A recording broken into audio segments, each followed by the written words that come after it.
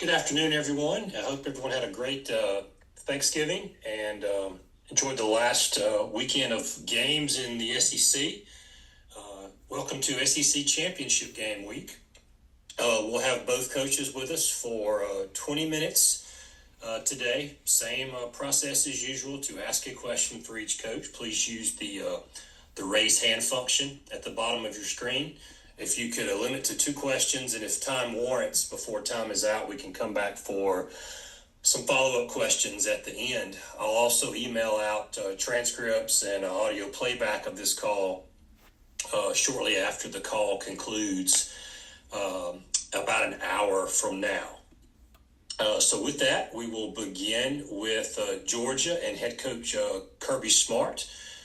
Back in Atlanta, the Bulldogs are the visiting team. And Coach Smart, congratulations. Welcome back to Atlanta. If you wouldn't mind beginning with a few brief thoughts on the season and your team being back in the SEC Championship game. Yeah, our guys are excited and honored to be one of the 2 teams to get to play in this game. It's something that all of these kids grew up watching, talking to the players that are from this area, and they know the significance of it. And so many guys have watched it growing up. It's one of the most viewed games of the year. Every year, a couple years, has been more viewed than even the national championship game. So I have a lot of respect for it. And our guys earned their right to play in it by the way they led and competed in some really, really tough conference games throughout the year. It's a goal of ours each year to make this game, and we're excited. We're going to play a really talented Alabama football team. A lot of respect for Coach DeBoer and the job they've done, and they've gone through a really, really tough season as well in terms of the teams they played, even through last night. So both teams didn't back their way into this thing.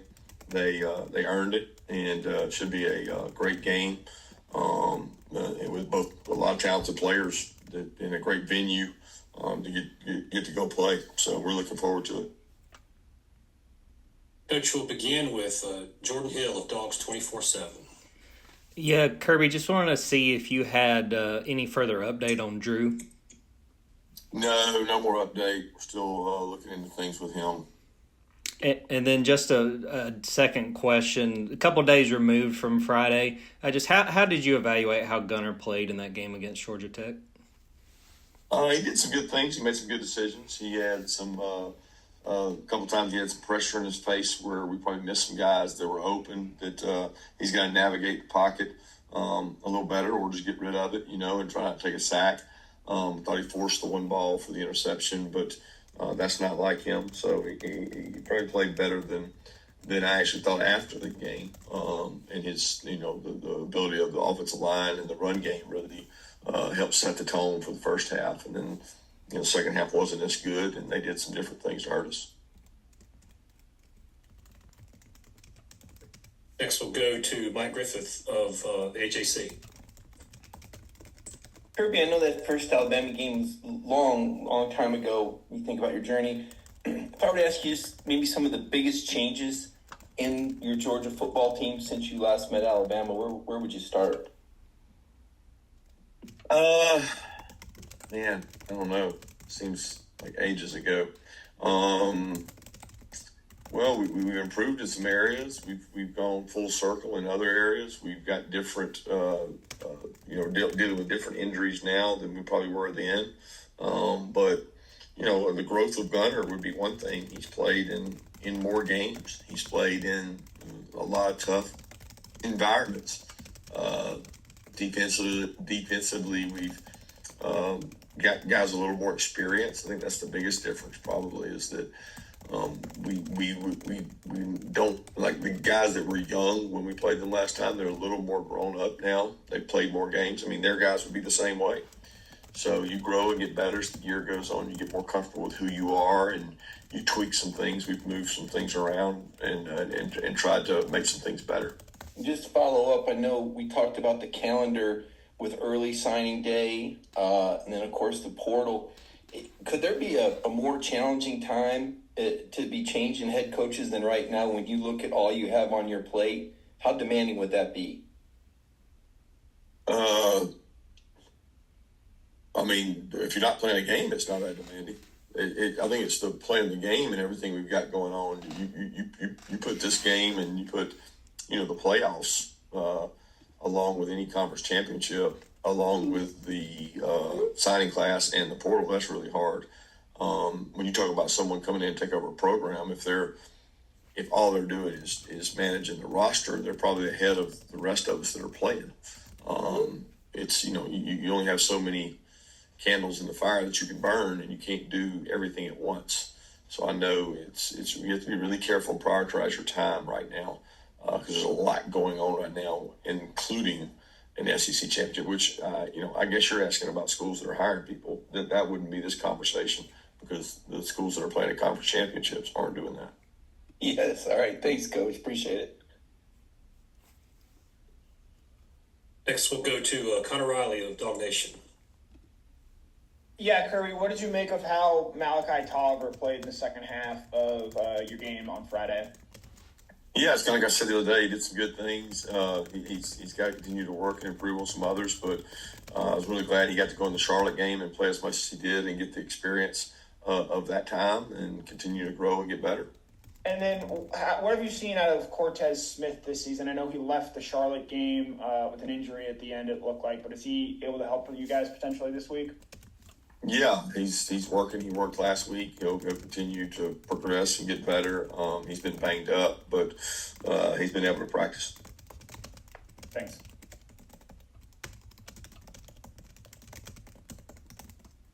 Next, we'll go to Charles Odom of the Associated Press.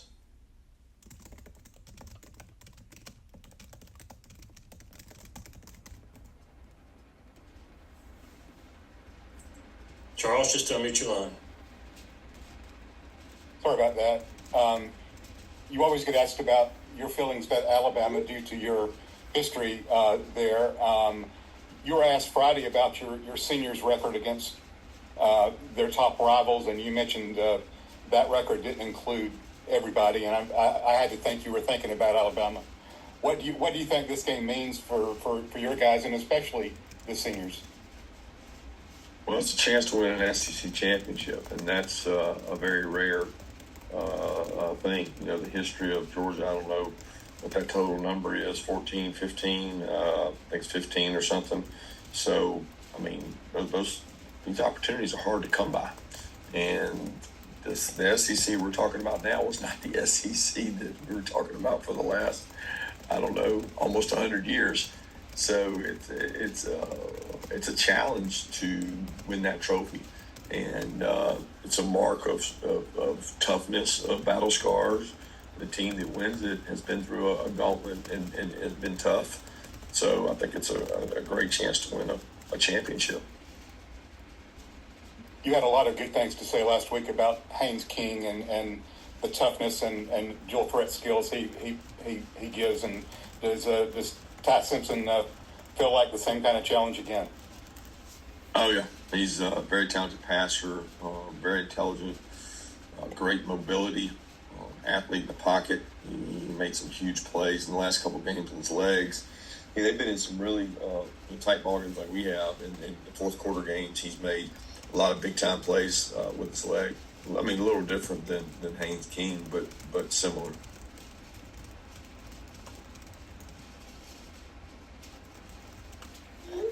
Next will be Anthony Dasher of UGAsports.com. Hey, Coach, another center question for you.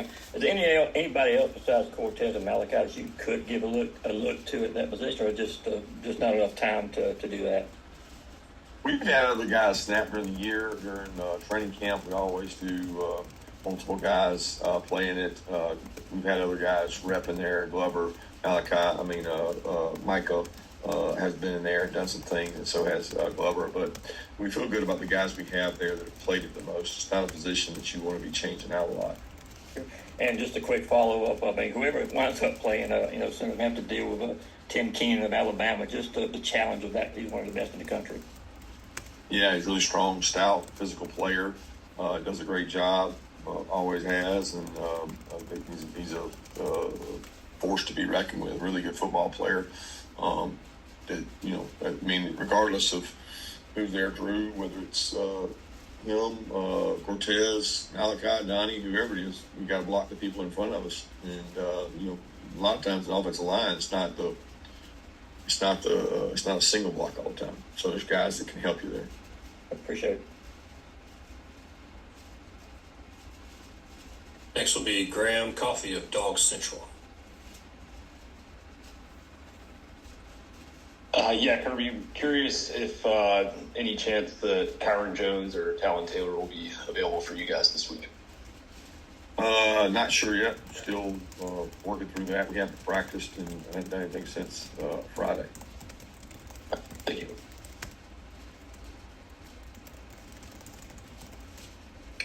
Next we'll go to Olivia Sayer of Dogs 24/7. Yeah, through your initial film study, what are the biggest differences between this Alabama team and the one you saw a couple months ago? That's a hard question. I haven't had enough time to do film study. We've been working on them today and working on ourselves. So that's one of those that I think I'd be better suited to answer that question when I get to watch more tape.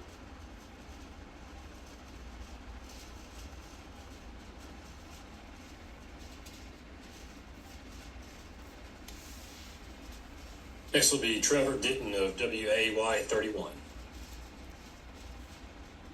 Kirby, you mentioned just the gauntlet both these teams have gone through already. Do you think both teams have done enough to earn a playoff spot regardless of the outcome of the SEC title game? Yeah, I certainly feel that way, but it's not something that I like to comment on and judge. I mean, I'm not the eyes of the beholder are people that have seen people across the country. I don't get into speculation, hypotheticals. I don't get to truly sit back and view that. I don't know how someone that does view it can measure it when maybe it's hard to be objective on that and see the whole thing, the whole picture. I certainly know the level of talent of this conference and the schedules that both these two teams played.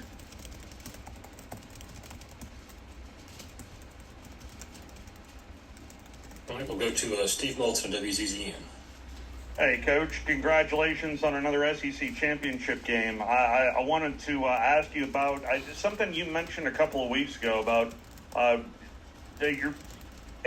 moving forward that the lack of experience teams are not going to be as old as they have been on your roster. I'm wondering maybe how you've dealt with that, and maybe this year in particular, how much have you seen your team grow throughout this year, Coach? Yeah, you just have to be ready to play more young guys. You have to have a little more patience for anxiety, mistakes. But it's not. I mean, young guys don't always play with great conviction and without mistakes. And so there may be talent there. They have to get through those, and the best way to get through them is play through them. And I think the teams and staffs do the best job if they're a youth program, if they're going through high school ranks, they've got to do a good job getting those guys ready to play quicker. And the team that does that and avoids injury may be at a competitive advantage to get those guys out there and get them experience earlier. Did you get a chance to watch the Iron Bowl at all last night, Coach? Yes. Well, I was wondering if I could get a thought or two on what you saw there in Auburn last night, Coach. It's a good Iron Bowl. I mean, they've been that way, extremely physical, extremely well coached, hard-fought rivalry game, which it's been that way for a long time.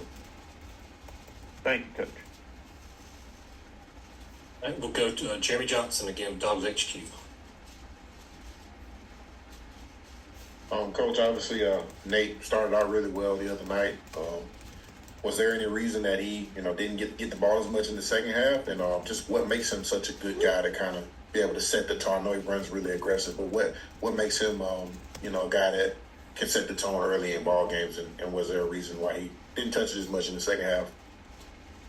No, there was no reason. I thought he did a good job. Both halves. They ran really hard, really physical. There's a few times that the other guy's numbers were called, or it was just rotation or third down. But he's done a good job, and sometimes you get to be the beneficiary of good blocking as well, and sometimes the other guys don't get the beneficiary of the good blocking. That's just the way it goes. Sometimes the plays fit, and I think everybody makes it about the runner and not about the play call and how it was blocked. But certainly us being explosive or efficient in the run game is important to our offense. Just a quick follow-up. I know you just mentioned you watched the Iron Bowl. Just what was the reaction to the, finding out that you guys, well, not the Iron Bowl, Texas A&M, the Texas game, did you guys get a chance to see that at all? And, what was kind of the reaction, from the players, from you guys kind of finding out? I know it's an important opportunity for you guys. Just what was the reaction from you guys? Yeah, not a lot. I mean, I watched a lot of football games. I mean, I was tuned into a lot of high school games that night across our state that we got back to Athens, and obviously saw the score and knew that we would be in the game, but didn't know who we would play. So not a real huge reaction either way. Just felt like that we would be playing in this game because one of those two things would probably happen, and it did. Thank you, Coach. Back to Mike Griffith with the AJC. Coach, you've made your feelings for the game clear. I do want to ask you about the historical note. And I know you typically don't reflect until after the season. This seems a little different. This is your fifth straight SEC championship game appearance, and only Steve Spurrier accomplished that at Florida. And you were with Coach Saban, obviously, at Alabama, and he didn't manage that. So I guess just in terms of coaching achievements and things that you've done, what does that say to make 5 in a row and to match Spurrier on this mark? Yeah, it's a credit to having a really good administration, a really supportive athletic department, and some incredible players. We're very demanding of the players in our program, and a lot of those guys that played in those 5 games are playing in the National Football League, and they earned that right. They bought into what we preached and what we sold, and it was important to them to get to that game, and they achieved it through their hard work. And we've had really good coaching staffs here, and I think the best thing you can say about our program over those years and the time we've been here is consistency. We are going to be physical. We're going to be tough. We're a tough out, and we play consistently, and that's important. And if you do that, then you give yourself a chance if you got good players, and we've had good players. Personally, though, it mean anything extra to you? As far as what? Making 5 in a row? Yeah. No, I mean, if we didn't make it in some of those years, we still had successful seasons and played well. It's the goal that we want to achieve, but I don't look back on it personally and reflect about any of that because it's obviously in the moment we got to prepare for this game. Okay, thanks, Coach. We'll go back to Connor Riley of Dog Nation. Yeah, Kirby, Daniel Harris announced that he was going to be entering the transfer portal today. Is it fair to assume that he will not be with you guys for the rest of the season? You know as much as I know about that, Connor. I'm not worried about the guys that are here with us and are going to be here. It's Sunday right now, so. Thanks. All right, we'll have another from Anthony Dasher. Yeah, Coach, I know Mike asked you about the difference in your team, but I just want specifically on the defense. What are the biggest strides you think that unit has made since September when you first played Alabama? I don't know. We're playing a little more together in terms of execution. We got more experienced players. Biggest thing to me is we got young guys who've had to grow up while playing together. They're playing with a little more confidence. We call it the cumulative effect. We do a lot defensively, and as you go throughout the year, the cumulative reps of hard things get easier. And there's enough overlap between these offenses and carry over of our defenses that allows the repetitions to mount up and help us. But, humility's a week away. Mm-hmm. I appreciate it. All right, Coach, that's going to be all of your time for today. Thank you for being with us, and we look forward to seeing you in Atlanta later this week. Thank you, guys, and go Dogs.